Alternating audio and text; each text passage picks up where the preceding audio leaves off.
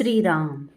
साधक हो, सध्या आपण सोमवार ते शनिवार श्री ब्रह्मचैतन्य गोंदवलेकर महाराज यांच्या परंपरेतील साखरखेर्डा येथील संत परमपूज्य श्री प्रल्हाद महाराज यांचे श्री देवीदास अमृत मोहोरीला लिखित संक्षिप्त चरित्राचा आस्वाद घेत आहोत.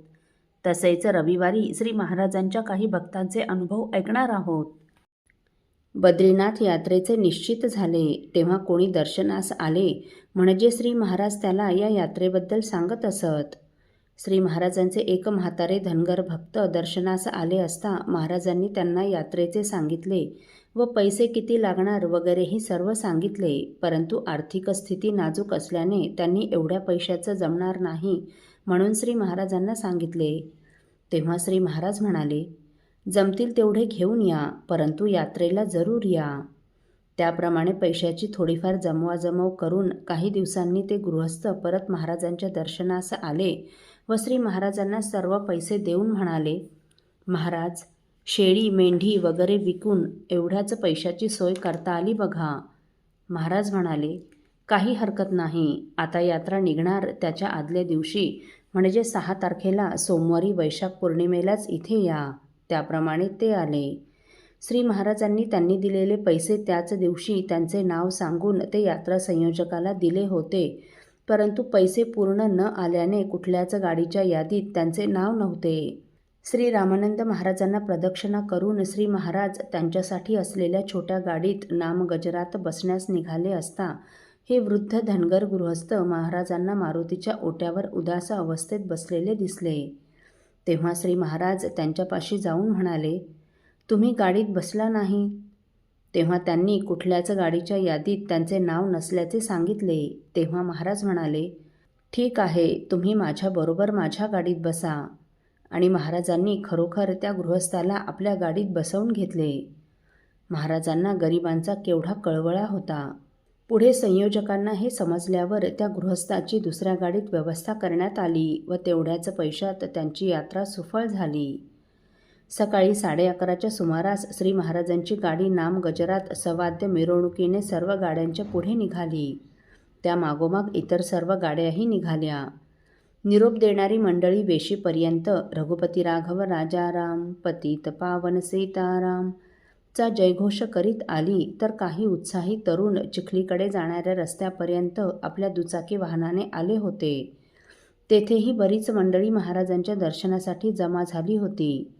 सर्वांचे दर्शन घेऊन झाल्यावर यात्रा चिखलीकडे मार्गस्थ झाली. चिखलीला आसपासच्या गावातील व स्थानिक अशी बरीच भक्तमंडळी महाराजांची प्रतीक्षा करीत होती. त्यांनी पुष्पहार घालून महाराजांचे स्वागत केले. चिखलीला सर्वांच्या अल्पोपहाराची व्यवस्था करण्यात आली होती. त्याप्रमाणे सर्वांचा अल्पोपहार होऊन व तेथील आलेल्या मंडळींना प्रसाद दिल्यानंतर यात्रा बुलढाण्यात आली. तेथेही भक्तांनी महाराजांचे पुष्पहार घालून स्वागत केले. त्या सर्वांना प्रसाद वाटून यात्रा मलकापूरला आली व तेथील चांडक आदर्श विद्यालयात उतरली. तेथे मुलींनी सुंदर असे स्वागतगीत म्हटले. नंतर श्री महाराजांचा भव्य सत्कार करण्यात आला. सायन उपासनेनंतर श्री महाराजांचे व यज्ञेश्वर काकांचे प्रवचन झाले. रामाला नैवेद्य होऊन यात्रेकरू मंडळींनी भोजन प्रसाद घेतला.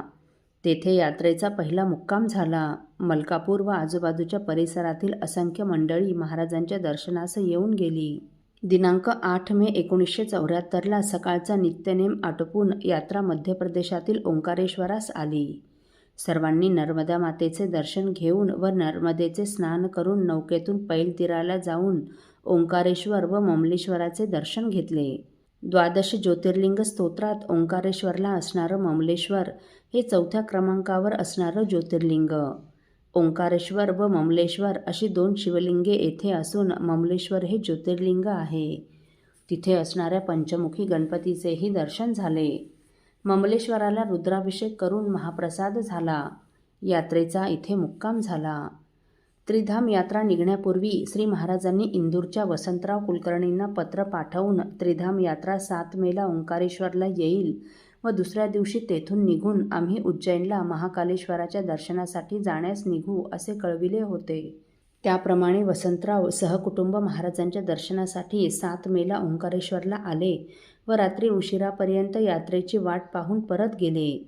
परंतु यात्रा 8 मेला ओंकारेश्वरास आली. श्री महाराजांनी अंतर्ज्ञानाने हे ओळखून उज्जैनला जाताना थोड्या वेळासाठी त्यांच्याकडे जाण्याचं ठरवलं. असो, साधक हो, भक्तांची परमपूज्य श्री प्रल्हाद महाराजांच्या सोबतची श्री बद्रीनारायण यात्रा आपण पुढील भागात ऐकणार आहोत. श्रीराम समर्थ. आपल्यातील कोणा श्रींच्या भक्तांना श्रींचे काही अनुभव आले असतील तर कृपया आपण मला ते 9422843253 अथवा सुनील दादांच्या 9892608401 या व्हॉट्सअप नंबरवर कळवावेत अशी नम्र विनंती. श्रीराम समर्थ.